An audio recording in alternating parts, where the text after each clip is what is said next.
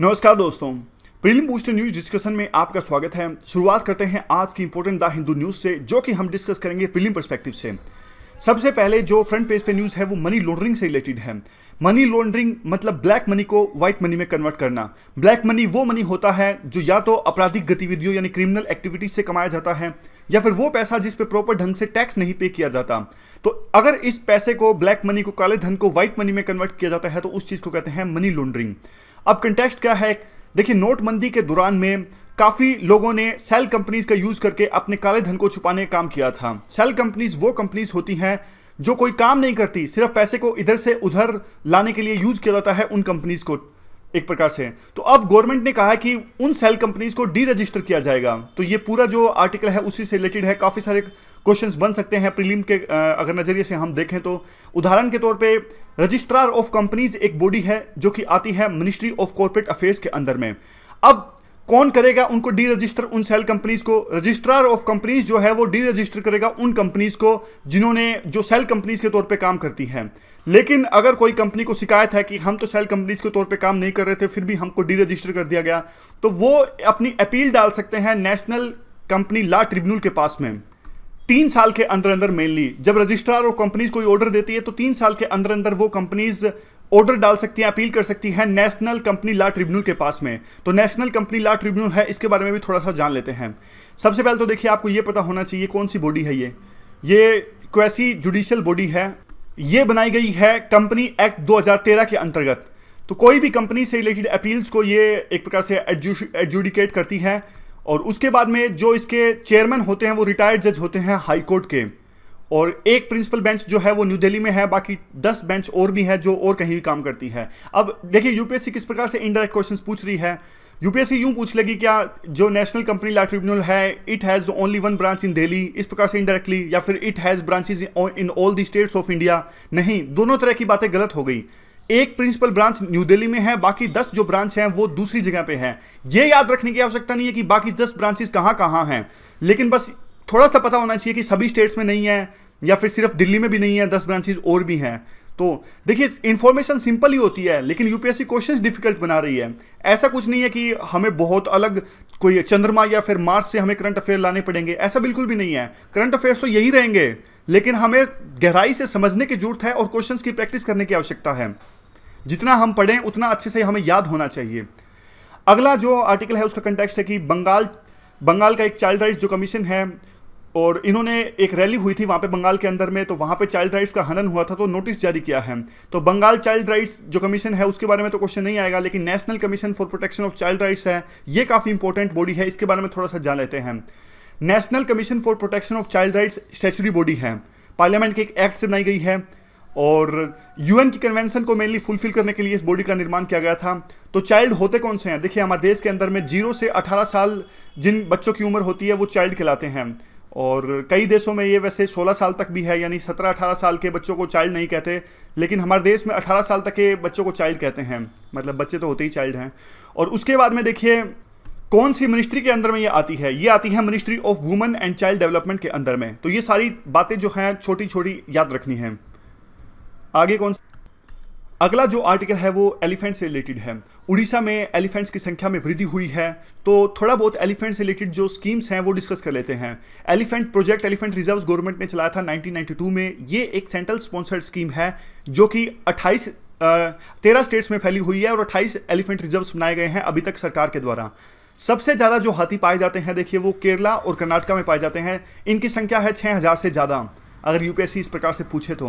वैसे लेटेस्ट जो सेंसस है वो अभी होना बाकी है। दूसरे नंबर पे असम में 5000 के आसपास में। सबसे कम जो हाथी हैं वो महाराष्ट्र में सिर्फ 4 हाथी हैं। जी हाँ, हैरानी होगी आपको ये डेटा देख के, लेकिन इंडिया ईयर बुक से उठाया हुआ ये डेटा है, और थोड़ा बहुत और वेरिफिकेशन की आवश्यकता है कि सिर्फ 4 हाथी, या क्या ये इंडिया ईयर बुक में टाइपिंग मिस्टेक है या फिर सही में 4 हाथी महाराष्ट्र के अंदर में हैं। और भी काफ़ी सारे जो प्रोग्राम है गवर्नमेंट के द्वारा चलाए गए हैं, जैसे हाथी मेरे साथी, गज्जू, माइक, और साइट्स के अंदर हाथी जो एलिफेंट जो प्रोजेक्ट है वो भी साइट्स के अंदर में आता है। एलिफेंट कॉरिडोर्स की बात करें तो देखिए, कॉरिडोर वो एरिया होता है, मान लीजिए ये एरिया है, इसमें हाथी हैं, और ये एरिया है हाथी हैं। वैसे तो देखिए आइसोलेटेड 2 एरियाज हैं, लेकिन जो हाथी एक एरिया से दूसरे एरिया में आसानी से जा सकें, तो दोनों एरियाज को कनेक्ट करने के लिए कई बार छोटा सा कॉरिडोर बनाया जाता है ताकि आसानी से मूव कर सकें। अगर इन कॉरिडोर्स की बात करें तो 88 हैं ये कॉरिडोर्स, ऐसे कॉरिडोर्स हमारे देश के अंदर में। सबसे ज़्यादा जो एलिफेंट कॉरिडोर्स हैं वो नॉर्थ ईस्ट के अंदर में 22 हैं, दूसरे नंबर पे साउथ में 20 हैं, सेंटर में 20 हैं और बाद में ये हैं 12 हैं, 14 हैं और 12 हैं। सबसे ज़्यादा जो ये एलिफेंट कॉरिडोर्स हैं वो मेघालय में हैं, दूसरे नंबर पे उड़ीसा में, तीसरे नंबर पे तमिलनाडु में, चौथे नंबर पे असम में, फिर वेस्ट बंगाल में। तो थोड़ा सा बस ये याद रखने की आवश्यकता है, आजकल जिस प्रकार से क्वेश्चन यूपीएससी पूछ रही है तो हमें तैयार रहने की आवश्यकता है। आगे जो आर्टिकल है वो रणथंबोर नेशनल पार्क से रिलेटेड है। टाइगर रिजर्व जो हैं रणथंबोर नेशनल पार्क में मानसून के दौरान बंद रहेंगे, क्योंकि मानसून का जो सीजन होता है वो टाइगर्स की ब्रीडिंग का सीजन होता है। रणथंबोर नेशनल पार्क की बात करें तो देखिए बानस और चंबल रिवर्स के बीच में ये लाई करता है रणथंबोर नेशनल पार्क। रणथंबोर का जो किला है वो इसी रणथंबोर नेशनल पार्क के अंदर आता है, इसलिए इस नेशनल पार्क का नाम पड़ा रणथंबोर। तो ये फेमस है, लार्जेस्ट टाइगर इन पॉपुलेशन के लिए फेमस है ये। और ये देखिए यहाँ पे पार्क के अंदर कई सारी लेक्स हैं और उसमें से सबसे बड़ी जो लेक है वो है पदम तालु, और उस लेक के ठीक कोने पे एक रेड सैंडस्टोन से बना जोगी महल भी है। ये डेटा इसलिए इंपॉर्टेंट है क्योंकि ये डेटा इंडिया ईयरबुक में दिया गया है, तो साथ साथ कवर कर लेते हैं, आसानी होगी, बाद में आपको इंडिया ईयरबुक भी नहीं कवर करनी पड़ेगी। चलते हैं अगले आर्टिकल की तरफ में। आगे देखिए सुप्रीम कोर्ट ने अलाउ कर दिया है, वैसे देखिए कोई भी महिला 20 हफ्तों के बाद में एबॉर्शन नहीं करवाया जा सकता कानून के हिसाब से, लेकिन एक महिला ने सुप्रीम कोर्ट में दस्तक दी। उनका कहना था कि जो मेडिकल जांच है उससे पता लगा कि जो फोइटस है यानी जो भ्रूण है काफ़ी ज़्यादा एबनॉर्मलिटीज़ हैं, तो इसकी वजह से एबॉर्शन की इजाज़त दी जाए। तो सुप्रीम कोर्ट ने 20 हफ्तों के बाद में भी एबॉर्शन की इजाज़त दे दी है। काइंड ऑफ एक कंटेक्स्ट तैयार हो गया है, न्यूज़ तो अभी और ज़्यादा आ सकती है इसके रिगार्डिंग में। आगे देखिए अभी हमने ये चीज़ डिस्कस की थी किस तरह से सिक्किम सेक्टर में भारत और चाइना के बीच में चाइना के आर्मी के द्वारा एक रोड बनाने को लेकर काफ़ी विवाद पैदा हो गया है। तो अब सिचुएशन ये है कि वहाँ पे दोनों देशों की जो आर्मी है आमने सामने तैनात है, तो सिचुएशन है वो काफ़ी टेंस थी। अब जर्मनी में G20 की मीटिंग होगी, वहाँ पे मोदी और जो चाइना के राष्ट्रपति हैं शी जिनपिंग वो मिलेंगे वहाँ पे, और हो सकता है कि जो ये विवाद पैदा हो गया था उसको उस पर एक नतीजा आ सके और होपफुल रिजोल्यूशन हो सके जो इस विवाद का। G20 की मीटिंग जर्मनी में, इसके बारे में हम कल या परसों जानेंगे जब ये मीटिंग हो जाएगी ज़्यादा डिटेल्स के साथ में। आगे अभी देखिए जो एम्बेसी है इंडिया की वो तेल अवीव में है, और काफ़ी सारे और भी देश जो हैं उनकी एम्बेसी इजराइल के अंदर में तेल अवीव के अंदर में है। लेकिन कुछ देश, पिछले दिनों कुछ खबरें सामने आई थी कि अमेरिका जो है अपनी एम्बेसी को तेल अवीव से जेरूसलम के अंदर में शिफ्ट कर रहा है। तो क्या मायने निकाले जाएं इस खबर के? देखिए मायने तो आप ये निकाल सकते हैं कि जो जेरूसलम है वो एक डिस्प्यूटेड टेरिटरी है, पैलेस्टीन उस पर अपना क्लेम बताता है, इजराइल अपना क्लेम बताता है। तो काइंड ऑफ अगर कोई देश जेरूसलम में अपनी एम्बेसी लेके जाता है, इजराइल के अंदर देश के अंदर में अपनी एम्बेसी जेरूसलम के अंदर में इस्टेब्लिश करता है, तो इसका मतलब ये है कि वो जेरूसलम को इजराइल का हिस्सा मान रहा है। लेकिन इंडिया ने ऐसा करने से इनकार कर दिया है। इंडिया कहता है कि अभी भी वो 2 स्टेट सॉल्यूशन के पक्ष में है और मानता है कि जो जेरूसलम की टेरिटरी है वो डिस्प्यूटेड है, इसलिए वो अपनी एम्बेसी तेल अवीव के अंदर ही रखेगा। समझ गए? तो छोटी सी न्यूज़ है ये। PIB डिस्कशन में देख लेते हैं कौन कौन सी न्यूज़ इंपॉर्टेंट है। सबसे पहले इजराइल में हमारे देश के प्रधानमंत्री जा रहे हैं, तो थोड़ी सी लोकेशंस देख लेते हैं इजराइल की। मेडिटेरियन सी में फेस करता है इजराइल, ये गाजा पट्टी है यानी पैलेस्टीन, और साइड में जो है ये भी पैलेस्टीन है, यानी ऑरेंज कलर का जो एरिया है ये पैलेस्टीन का एरिया है, बाकी जो बचा हुआ एरिया है ये इजराइल का है। मेडिटेरियन में फेस करता है। बाकी देशों की लोकेशंस भी आप देख सकते हो। गोलान हाइट्स वैसे सीरिया का था, लेकिन 1967 के वार में इजराइल ने अपने पास इसे ले लिया है गोलान हाइट्स को। जॉर्डन की सीमा नहीं मिलती मेडिटेरियन सी में, ऐसा यूपीएससी ने इस बार क्वेश्चन पूछा था।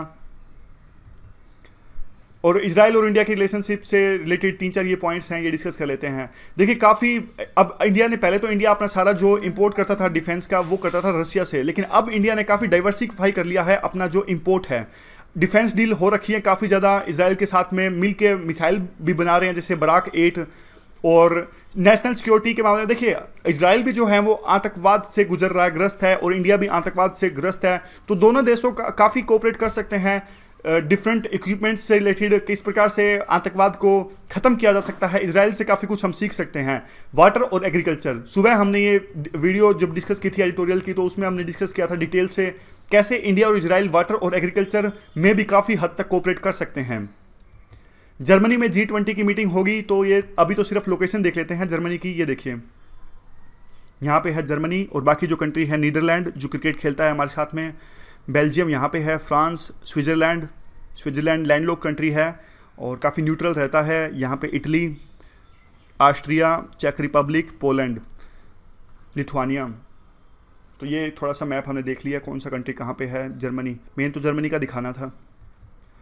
इंडिया और जर्मनी के पॉलिटिकल रिलेशंस कैसे हैं? इंडिया जर्मनी के पॉलिटिकल रिलेशंस देखिए बहुत ज़्यादा तो आपने इसके बारे में सुना ही नहीं होगा, क्योंकि अभी हाल फिलहाल पिछले 10 सालों में काफ़ी कोऑपरेट करने लगे हैं। सोच के देखिए, पहले हमारी इकोनॉमी भी तेज़ी से नहीं ग्रो कर रही थी, तो इतना बड़ा हमारा रुतबा था नहीं। आज़ादी के बाद में हमारा रुतबा बहुत ज़्यादा था, लेकिन धीरे धीरे कम हो गया। 1960 से कम होना स्टार्ट हो गया, और जब 1962 में हम चाइना से युद्ध हारे थे, उसके बाद में हमारा रुतबा तो कम होना स्टार्ट हो गया था। लेकिन 1990 के बाद में हमारी इकोनॉमी ग्रो करनी स्टार्ट हुई, तो धीरे धीरे हमारी जो रिस्पेक्ट थी वो फिर से हमें हासिल होनी स्टार्ट हुई। तो हम सबसे ऑलमोस्ट जिन कंट्रीज़ ने पहले रिकॉग्नाइज किया था जर्मनी को, उनमें से सबसे पहले थे हम ऑलमोस्ट। और उसके बाद में जो वैल्यूज़ हैं वो सेम हैं, डेमोक्रेसी के वैल्यूज़ मान लीजिए या फिर रूल ऑफ लॉ की सेम वैल्यूज़ हैं। और 1990 के बाद में एलपीजी रिफॉर्म्स के बाद में, ग्लोबलाइजेशन के बाद में हमारे रिलेशंस बिल्कुल अच्छे स्ट्रेंथन होने स्टार्ट हुए। अब काफ़ी सारी इन्वेस्टमेंट है इजराइल के कंपनीज के हमारे देश के अंदर में, और काफ़ी ज़्यादा मेक इन इंडिया और दूसरे प्रोग्राम्स में हम कोऑपरेट कर रहे हैं। और इवन जो G4 हैं उसमें भी हम साथ साथ हैं, जिसमें हम यूनाइटेड नेशंस में परमानेंट सीट की मांग कर रहे हैं। अगला जो आर्टिकल है PIBP का, ये सबमिशन ऑन एग्रीकल्चर मैकेनाइजेशन के अंदर में है, SMAM, SMAM। तो हमारे जो एग्रीकल्चर के मिनिस्टर्स हैं, एग्रीकल्चर एंड फार्मर्स वेलफेयर के मिनिस्टर हैं श्री राधा मोहन सिंह, इन्होंने कहा कि देखिए एग्रीकल्चर की जो मैकेनाइजेशन है वो एक इंपॉर्टेंट फैक्टर है एग्रीकल्चर सेक्टर में सस्टेनेबल डेवलपमेंट लाने के लिए। मैकेनाइजेशन मतलब मशीनों का यूज होना एग्रीकल्चर सेक्टर की प्रोडक्टिविटी को इंक्रीज करने के लिए। तो इस मैकेनाइजेशन में काफ़ी सारी चीज़ें आती हैं, ना सिर्फ ट्रेनिंग, टेस्टिंग और डिमॉन्स्ट्रेशन ऑफ एग्रीकल्चर मशीनरी या फिर प्रोक्योरमेंट सब्सिडी, बल्कि इसमें फार्म मशीनरी बैंक्स या फिर हाईटेक हाई प्रोडक्टिव इक्विपमेंट्स, बड़े बड़े जिससे खेती आसान हो जाती हैं ऐसी मशीनें, या फिर farm mechanisation in selected villages for enhancing productivity, यानी कुछ गाँवों का चुनाव करके वहाँ पर मशीनरी का उपयोग करके दिखाना। ये तमाम तरह की चीज़ें आती हैं इस सबमिशन में। और इसके तहत में देखिए सब्सिडी भी मिलेगी। जो ये सबमिशन है उसमें अगर कोई फार्म मशीनरी बैंक इस्टेब्लिश करता है या फिर हाईटेक हब बनाता है कस्टम हायरिंग के लिए, तो उनको राष्ट्रीय कृषि विकास योजना या फिर सबमिशन जो ये है हमारा SMAM, इसमें फिनेंशियल असिस्टेंस मिलेगी प्रोजेक्ट की जितनी कॉस्ट है उसके 40% तक। टैरिफ बैरियर्स या नॉन टैरिफ बैरियर्स, PIB में छोटा सा ये न्यूज़ था तो आपको डिफरेंस बता देता हूँ टैरिफ बैरियर्स या नॉन टैरिफ बैरियर्स का। कई जो देश हैं देखिए वो नहीं चाहते कि जो दूसरे देश का माल हमारे देश में आए, जैसे मान लीजिए अमेरिका नहीं चाहता कि दूसरे देशों का माल हमारे देश में आए, तो अमेरिका दो तरह से दूसरे देशों का माल रोक सकता है अपने देश में आने में। या तो वो टैरिफ बैरियर्स लगा दे, टैक्स लगा दे बहुत ज़्यादा, यानी कस्टम ड्यूटी बहुत ज़्यादा लगा दे, तो यानी तो बाहर का जो माल है अमेरिका के देश में नहीं आएगा, क्योंकि बहुत ज़्यादा टैक्स लगेगा तो महंगा हो जाएगा। तो बहुत ज़्यादा महंगा हो जाएगा तो वहाँ के कस्टमर्स खरीदेंगे नहीं इतने महंगे माल को। तो बैरियर्स का, टैक्स बैरियर्स का यूज करके अवॉइड किया जा सकता है, अपनी लोकल कंपनीज को प्रोटेक्शन दी जा सकती है। दूसरा तरीका है नॉन टैरिफ बैरियर्स। कई बार जो दूसरे जो देश हैं जैसे यूरोप के कंट्रीज़ ने क्या किया, ऐसा कहा कि हमारे देश के जो आम हैं उसमें काफ़ी तरह के कीटाणु है, तो इस वजह से रोक लगा दी कि यूरोप के कंट्रीज़ हैं इंडिया से जो आम है वो इंपोर्ट नहीं करेंगे। तो कहने का मतलब है दूसरा तरीका जो नॉन टैरिफ बैरियर्स है वो ये है, कस्टम क्लियरेंस में देरी डिले किया जाता है, कोटा रख दिया जाता है कि आप इससे ज़्यादा आप इंपोर्ट नहीं कर सकते, एक्सपोर्ट नहीं कर सकते।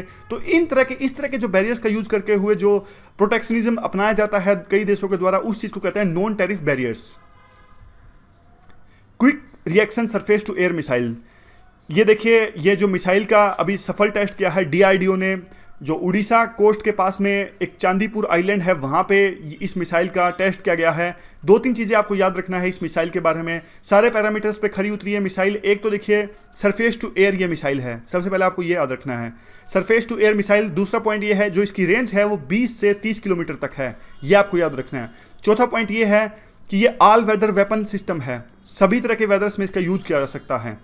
तो बस 3-4 पॉइंट आपको याद रखना है कि ऑल वेदर वेपन सिस्टम है और रेंज जो है वो 20 से 30 किलोमीटर है, DRDO ने बनाई है, और सरफेस टू एयर मिसाइल है QRSAM।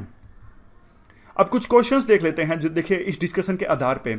सबसे पहले हमने अभी डिस्कस किया, आपको याद होगा कि कौन से एलिफेंट कॉरिडोर्स कौन से एरिया में ज़्यादा हैं, नॉर्थ वेस्टर्न में, नॉर्थ ईस्टर्न में, सेंट्रल में, साउथ में या नॉर्थ बंगाल में। आपको ये बताने हैं कि कौन से एरिया में सबसे ज़्यादा हैं एलिफेंट कॉरिडोर्स जो हमने डिस्कस किए थे। आंसर्स कहाँ मिलेंगे, आंसर मैं आपको अभी बता देता हूँ। दूसरा क्वेश्चन आपके लिए है, हमने इस नेशनल कंपनी लॉ ट्रिब्यूनल के बारे में डिस्कस किया था, तो आपको आंसर में बताना है क्या ये क्वेसी जुडिशियल बॉडी है, इसका चेयरमैन कौन होता है और कौन से एक्ट के अंदर इसे बनाई गई थी। अभी देखिए यूपीएससी यूं लिख देगी, it was established under companies act 1956, तो इनडायरेक्टली क्वेश्चन हो गया, ये तो गलत हो जाएगा। तो हमें बिल्कुल बारीकी से चीज़ों को याद रखने की आवश्यकता है। तो इन 4 पॉइंट्स को देखते हुए आपको आंसर देना है कौन सा इसमें से सही है। आगे हमने ये डिस्कस किया था national commission for protection of child rights, क्या ये कॉन्स्टिट्यूशनल बॉडी है या नहीं है, और कौन सी मिनिस्ट्री के अंदर में ये बॉडी आती है, कौन सी स्टेटमेंट सही होंगी क्वेश्चन के हिसाब से। अगला जो क्वेश्चन है काफ़ी इंपॉर्टेंट है और अभी इसे हमने डिस्कस किया था, इनमें से कौन सा ऐसा नेशनल पार्क है जो बानस रिवर या फिर चंबल रिवर दोनों के रिवर्स के बीच में आता है। तो काइंड ऑफ ये तो आसान क्वेश्चन बना दिया ऑप्शंस के हिसाब से, क्योंकि जो बाकी जो नेशनल पार्क्स हैं वो अलग अलग स्टेट्स में है, लेकिन यूपीएससी काफ़ी डिफिकल्टी से बना सकती है। जो राजस्थान के, आपको हिंट दे दिया, देखिए राजस्थान के अंदर में जो भी नेशनल पार्क्स हैं वो ऑप्शन में हो सकते हैं, तो क्वेश्चन और ज़्यादा डिफिकल्ट हो जाएगा। तो 4 क्वेश्चंस के आंसर आपको देने हैं। जो आंसर्स आपको मिलेंगे वो ओनली आईएएस वेबसाइट पे आपको मिलेंगे। यहाँ पे देखिए, जब आप ओनली आईएएस की वेबसाइट खोलोगे तो ऊपर मेन्यू में आपको डेली क्विज का एक ऑप्शन दिखाई देगा मेन्यू में, इस पर आप क्लिक कीजिएगा तो सारे डेली क्विज आपके पास आ जाएंगे। वहीं पे आपको आज के क्विज के आंसर्स मिल जाएंगे। तो उसके बाद में हम रिकैप कर लेते हैं थोड़ा सा कौन कौन सी चीज़ें आज हमने डिस्कस की। मनी लॉन्ड्रिंग के बारे में हमने जाना, रजिस्ट्रार ऑफ कंपनीज इंडिया के बारे में हमने जाना, नेशनल कंपनी लॉ ट्रिब्यूनल के बारे में जाना, national commission for protection of child rights के बारे में जाना, एलिफेंट कॉरिडोर्स और एलिफेंट से रिलेटेड जो प्रोजेक्ट चलाए गए हैं वो जाना, रणथंबोर नेशनल पार्क के बारे में जाना, और उसके बाद में मोदी और शी जिनपिंग की मीटिंग के बारे में, और इजराइल के अंदर में भारत की एम्बेसी को जेरूसलम में नहीं शिफ्ट किया जाएगा, वो भी हमने डिस्कस किया। पीआईबी की बात करें तो India Israel relations, Germany relations, locations दोनों देशों के साथ में, बैरियर्स, नॉन टैरिफ या टैरिफ, SMAM यानी सबमिशन ऑन एग्रीकल्चर मैकेनाइजेशन, और उसके बाद में लास्ट में quick reaction surface to air missile के बारे में भी हमने जाना। तो आज के डिस्कशन में बस इतना ही। Thank you very much for discussion.